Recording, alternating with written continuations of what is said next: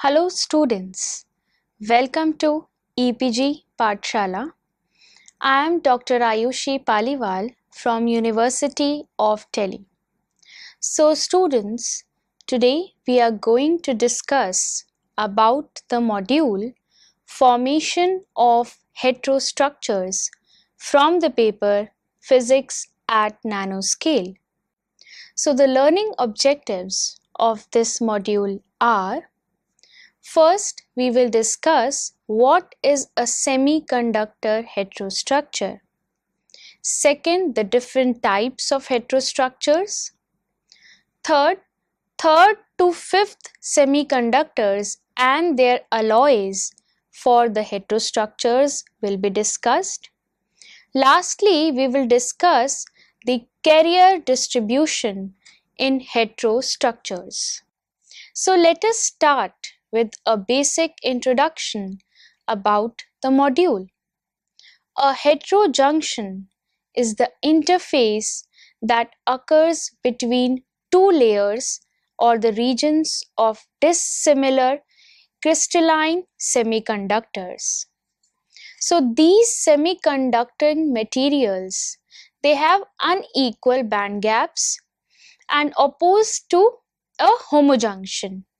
So it is often advantageous to engineer the electronic energy bands in many solid-state device applications, including semiconductor lasers, solar cells, and transistors, mainly heterotransistors, to name a few.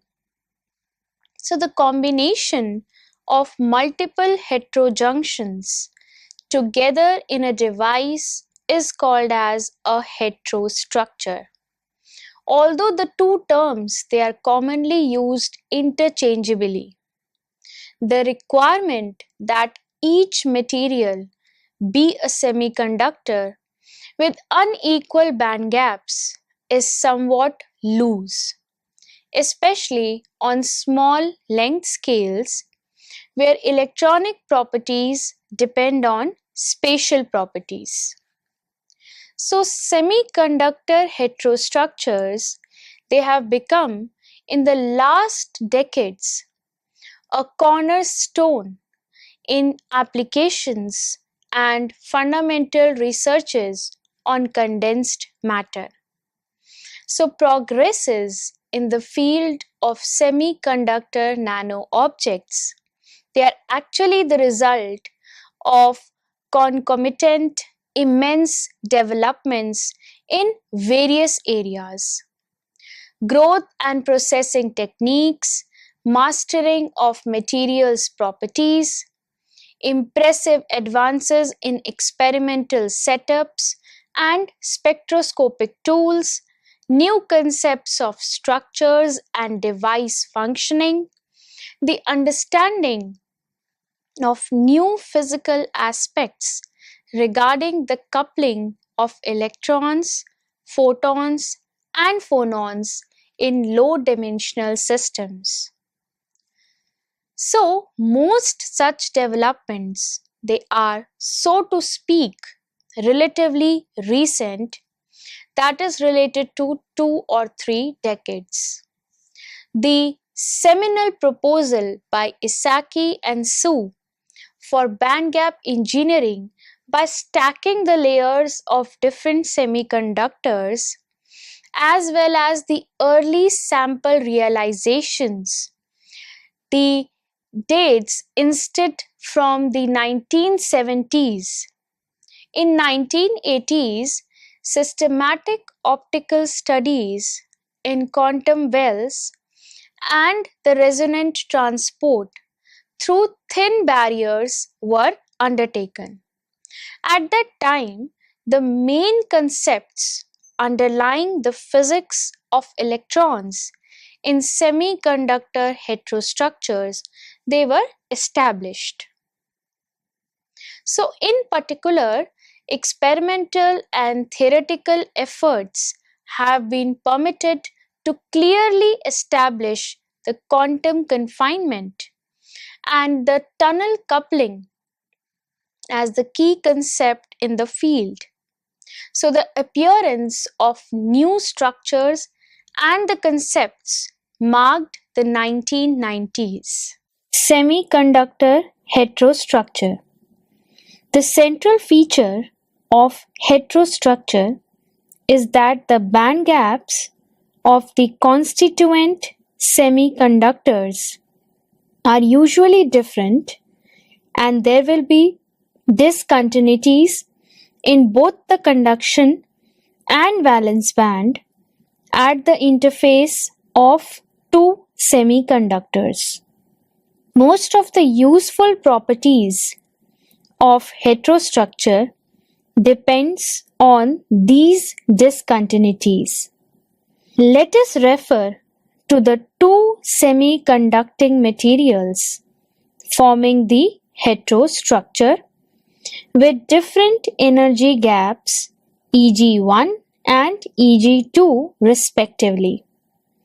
Hence, in the heterostructure, either both or at least one of the two, the conduction band or the valence band, must be discontinuous at the interface, and the energy differences at the interface are called the conduction band and valence band discontinuities as shown in this figure. So Anderson's rule, which is also known as electron affinity rule, is generally employed for determining the energy band profile of the heterojunction between two semiconducting materials. According to this rule, to determine the energy band diagram, the vacuum levels of the two semiconductors on either side of the heterojunction should be aligned. Once the vacuum levels are aligned, it is possible to use the electron affinity, which is the energy difference between the lower edge of the conduction band and the vacuum level of the semiconductor, and band gap values for each semiconductor to calculate the conduction band and valence band offsets. Each semiconductor has different electron affinity and band gap values. Once the relative positions of the conduction and valence bands for both the semiconductors are known, Anderson's rule allows the calculation of the band offsets of both the valence band, that is delta EV, and the conduction band delta EC. Now the charges will flow from higher band gap semiconductor to lower band gap semiconductor, leaving a positive charge and accessing negative charge. So as you can see in the figure A, that if we have two semiconductors, that is semiconductor first and semiconductor second, there is the flow of electrons from the higher band gap to the lower band gap. So that is why all the bands towards the semiconductor first, they bends upwards, forming a accumulation region towards the semiconductor side and a depletion region towards the semiconductor first side. So students, let us discuss about the semiconductor heterostructures. Semiconductor structures with two or more abrupt interfaces at the boundaries between the regions of different materials. So the abrupt change in the energy gap and the positions of conduction band and valence band. Now it is important to consider the absolute energy positions of conduction and valence bands. So the reference level is at the vacuum level, which coincides with the energy of the electron outside of a material.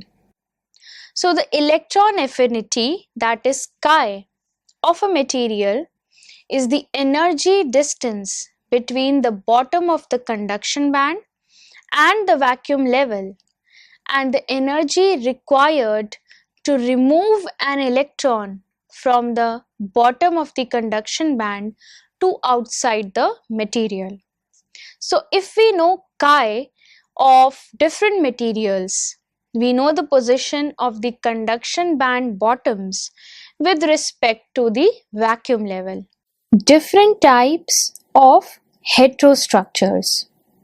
The band alignment of the semiconductor interfaces can be of three different types: straddling gap, that is type 1, staggered gap, type 2, or broken gap, type 3, as shown in this figure. The type 1st heterostructure is the most common. In type 1st heterostructure, the sum of the conduction band and valence band edge discontinuities is equal to the energy gap difference of gallium arsenide and aluminium gallium arsenide, and is given by delta Eg equal to delta Ec plus delta Ev.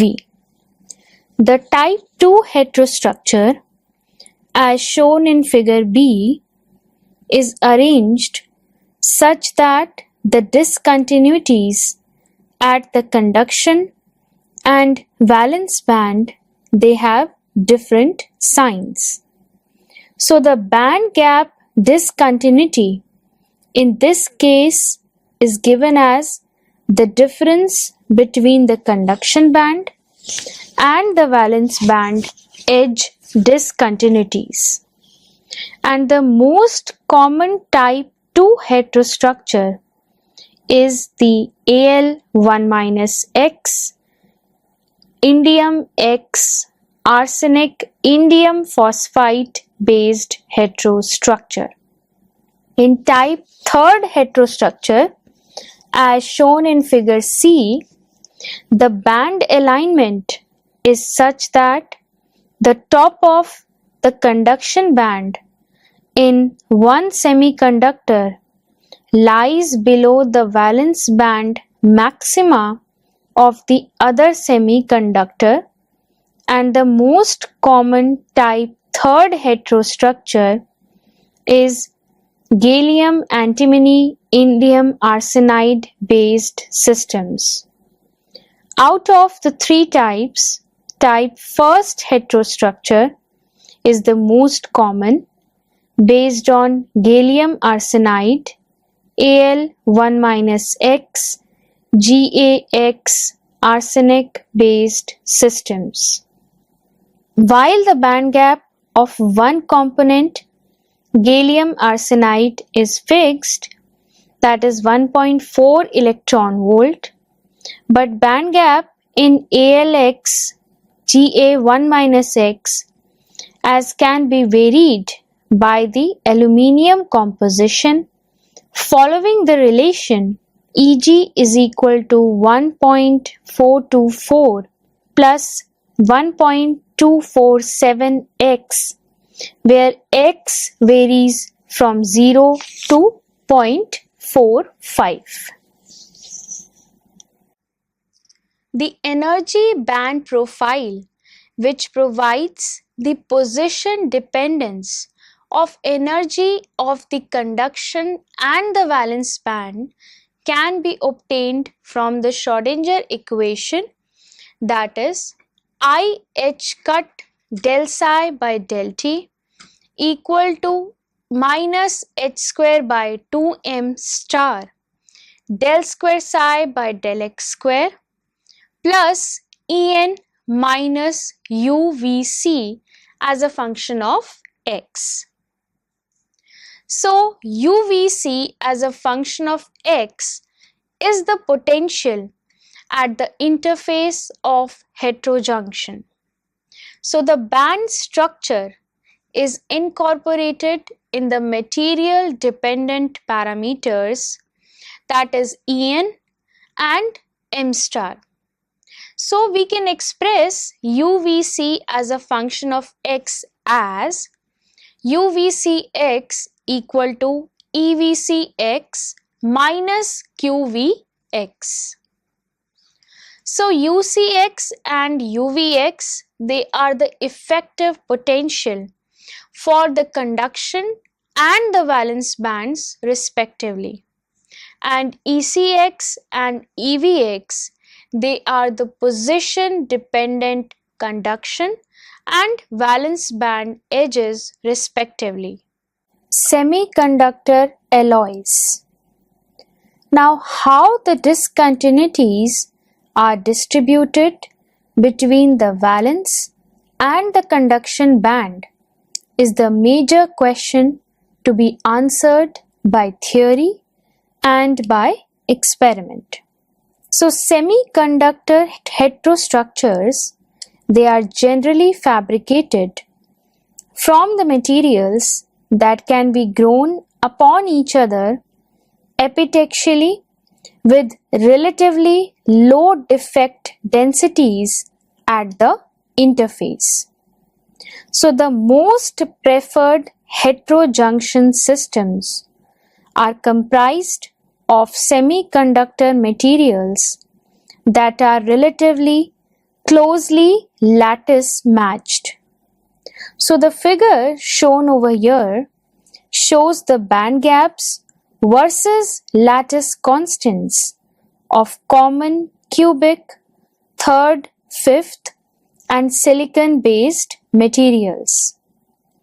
The gallium arsenide is lattice matched with aluminium gallium arsenide in the first heterojunction system to be developed, and till today it remains to be the most popular heterojunction for basic and applied physics applications.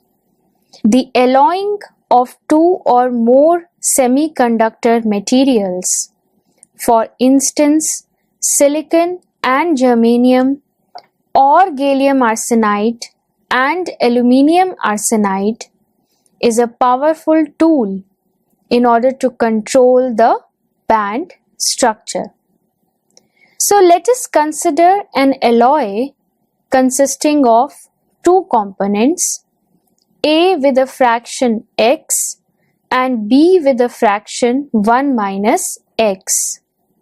If A and B have similar crystalline lattices, one can expect that the alloy AX B1 minus x has a lattice constant AC given by AC is equal to A multiplied by x plus AB multiplied by 1 minus x, which is known as the Vegard's law, also known as virtual crystal approximation VCA, according to which certain parameters of the alloy such as band gap can be characterized as a function of the fraction x. So we can write the energy band gap of the alloy to be a function of x. Now in this table we have all the band gaps have been tabulated for a particular alloy, and as we can see that there is both the dependence, that is the linear dependence over x and the quadratic dependence over x. Now these are the figures which shows the variation of lattice parameters in 3 third, fifth alloy semiconductor systems. So the prediction according to VCA, that is virtual crystal approximation, has been compared with the experimental values. It is interesting to note that the experimental data can be explained adequately by VCA. So in figure A, the lattice constants of aluminium, arsenic, antimony have been shown. In the figure B, gallium, arsenic, antimony, and in figure C, indium, arsenic, antimony. That is the alloys versus the composition compared with the virtual crystal approximation, which is given by the dotted line. Modulation doping. In modulation doping, the semiconductor with the higher band gap is generally doped.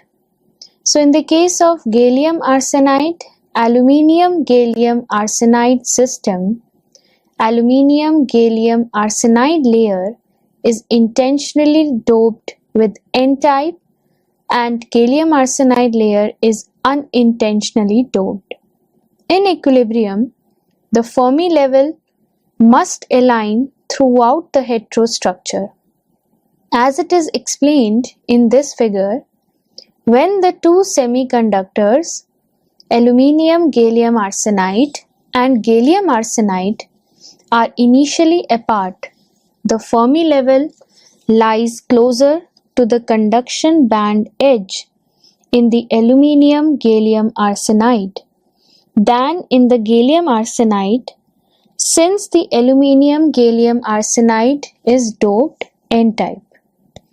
When the heterostructure is formed, as shown in this figure, Fermi level can only be aligned if electrons are transferred from aluminium gallium arsenide layer into the gallium arsenide. This results in increase in the electron concentration of gallium arsenide without doping. As the electrons leave aluminium gallium arsenide, the ionized donor atoms within the aluminium gallium arsenide result in a net positive charge, which are balanced by the net negative charge due to the electrons transferred in the gallium arsenide from the aluminium gallium arsenide layer.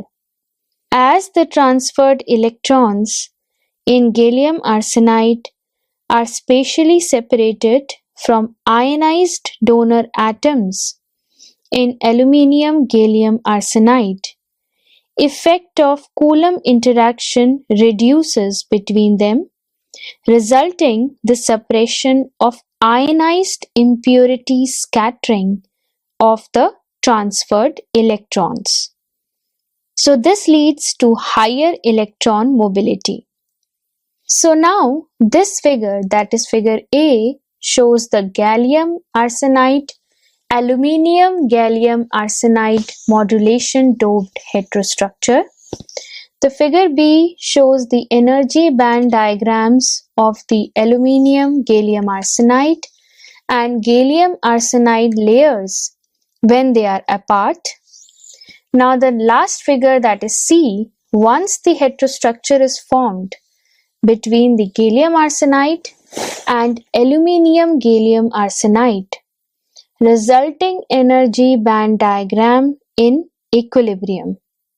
Now here the two dashed horizontal lines at the hetero interface in the gallium arsenide layer represents the energy subbands arising from spatial quantization effects in triangular quantum well.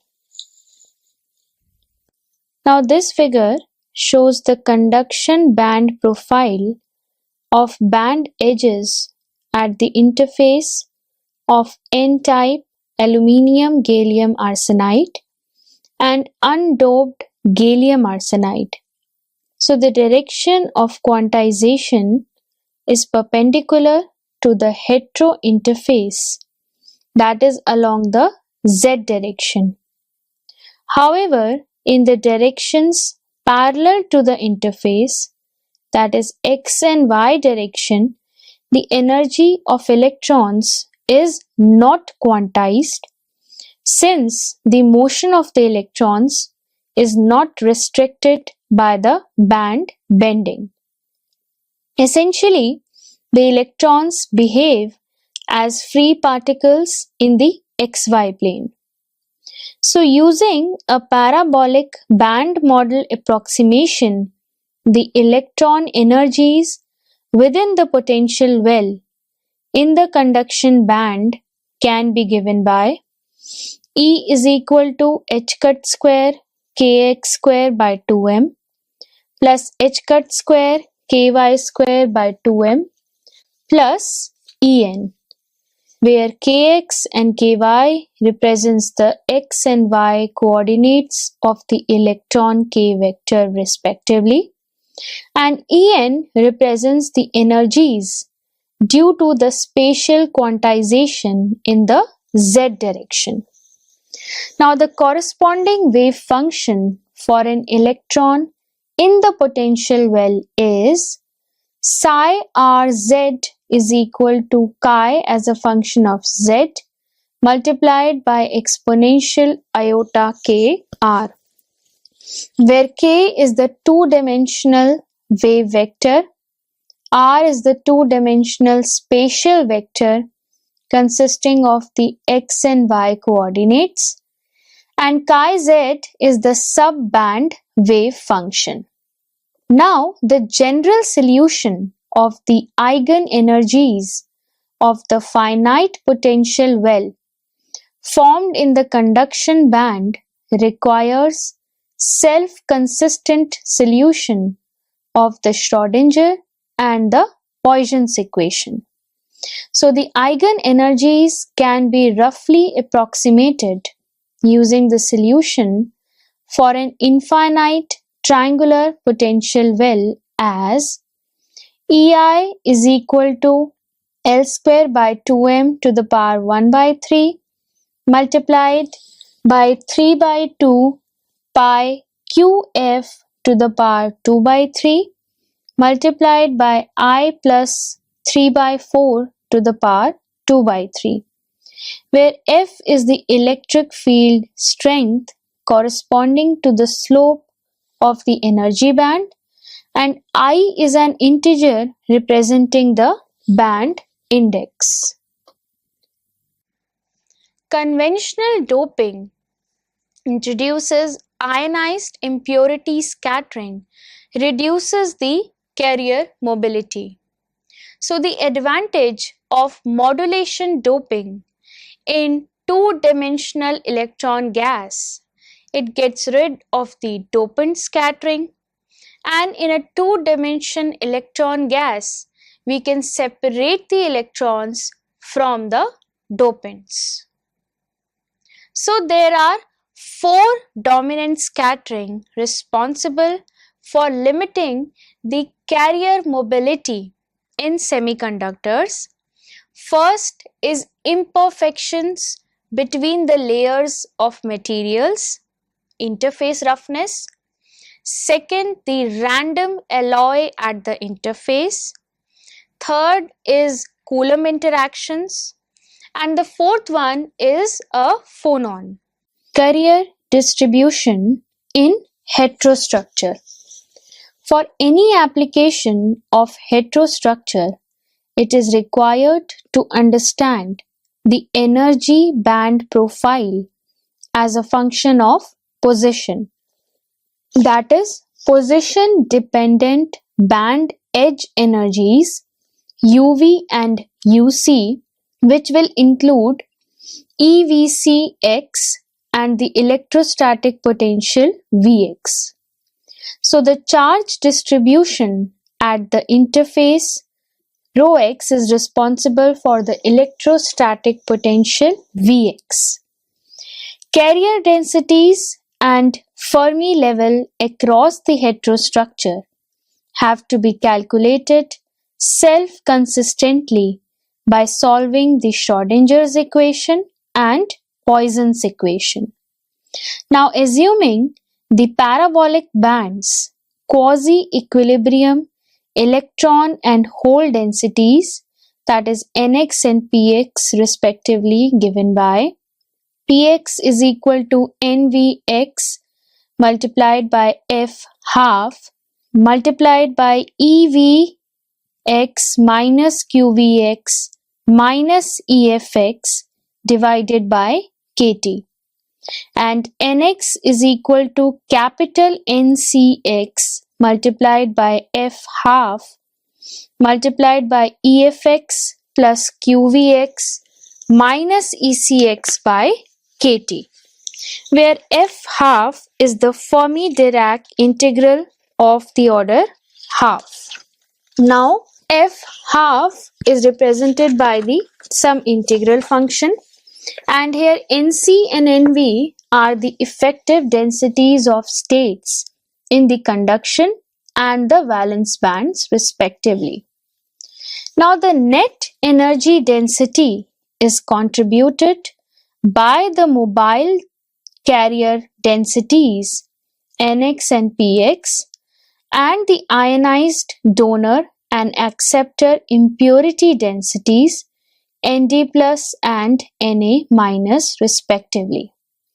Nd plus and Na minus will also depend on the effective potential at heterointerface and are given by Nd plus x is equal to Nd by 1 plus Gd multiplied by exponential Efx plus Qvx minus Edx by kt, and Na minus x is equal to Na by 1 plus Ga multiplied by exponential of Eax minus Qvx minus Efx by kt, where Gd and Ga are the degeneracy factors of the donors and acceptors respectively, and the impurity state energies Ed and Ea are defined with respect to the same energy scale as EVC. Now, the total charge density is given by rho x is equal to Q multiplied by Px minus Nx plus Nd plus x plus Na minus x. With the aid of appropriate boundary conditions, Vx can be obtained by solving the following Poisson's equation, that is d by dx of epsilon x dv by dx equal to rho x, where epsilon is the dielectric constant of the participating semiconductors, for which epsilon may be quite different and hence depends on the position. Now, these are the figures which shows the band profile of an isotope type first junction in equilibrium, and it is similar to the PN homo junction, and this is based on indium gallium arsenide indium phosphide. Now, the below figure shows the isotype type first junction, which resembles then that of Schottky junction. So students, let us summarize what we have learned in this module. First, we discussed about the semiconductor heterostructures. Secondly, the different types of heterostructures were discussed in detail. Thirdly, we studied that third, fifth semiconductors and their alloys can be used effectively for the formation of heterostructures. Lastly, the carrier distribution in heterostructures were discussed or were elaborated in detail. Thank you.